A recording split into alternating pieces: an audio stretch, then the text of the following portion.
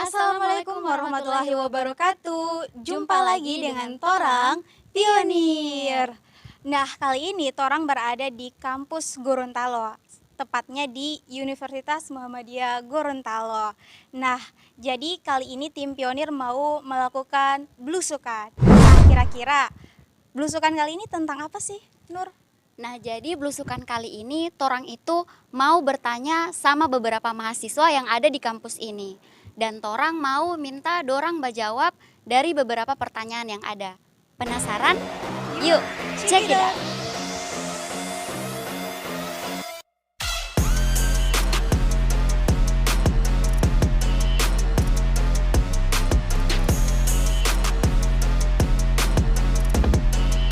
Tidak suka. Lumayan suka. Lumayan.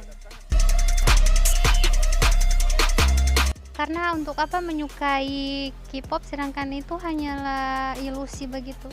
Suka K-pop karena dorang perjuangan dari awal itu sama dengan dorang tuh betul-betul yang mengejar dorang kesuksesan itu dari awal itu memang dari hati begitu. Jadi enggak setengah-setengah. Kalau yang saya dengar dan saya pelajari itu haram. Kalau misalnya dia kalau dalam suka itu kalau enggak terlalu ke sana itu menurut saya itu masih lumayan lah, masih bisa ditolerir. Haram. Bisa ditolerir. Haram. Tapi kalau misalnya suka tuh, tapi kalau misalnya dia suka tapi kalau DP DP suka itu sama dengan melupakan Allah, melupakan DP agama begitu. Kan itu ada DP musik baru, sedangkan di Islam kan tidak boleh main musik begitu. Jadi dia haram. Karena saya suka musik, jadi menurut saya yang penting tidak yang terlalu berlebihan, yang masih diwajar-wajarkan lah.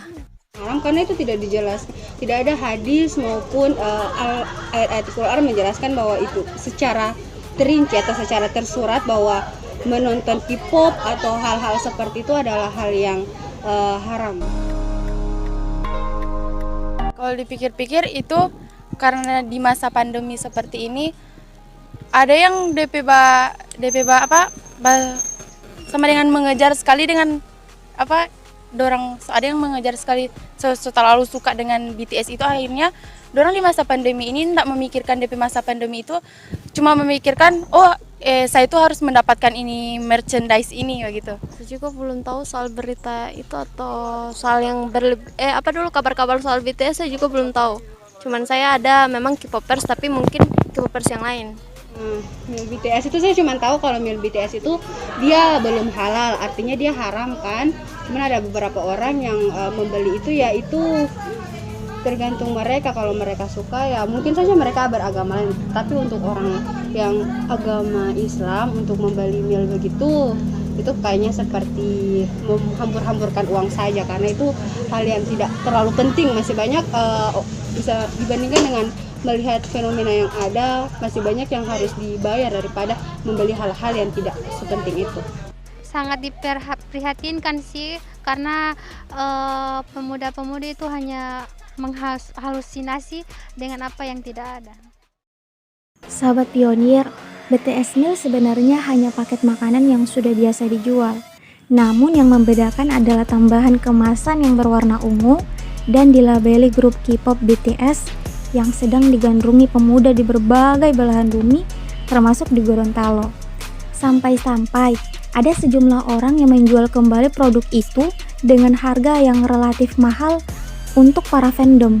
Bisa dikatakan hal ini sebagai bentuk pemujaan.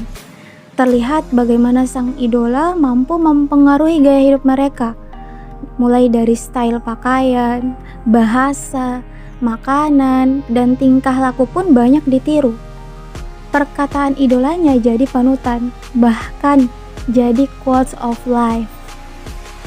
Kerelaan dan pengorbanan untuk sang idola melebihi pengorbanannya untuk Allah dan Rasulullah. Aku dari kemarin udah nungguin mereka nyampe nggak pulang, terus kita udah nungguin di belakang 1 hari, ternyata mobilnya udah kesana, polisi udah kesana, tapi dia jalannya ke sini. Kenapa sih ini semua terjadi? Ya karena penyebab utamanya adalah sekularisme yang membuat mereka begitu jauh dari Islam dan beraktivitas berdasarkan hawa nafsu semata.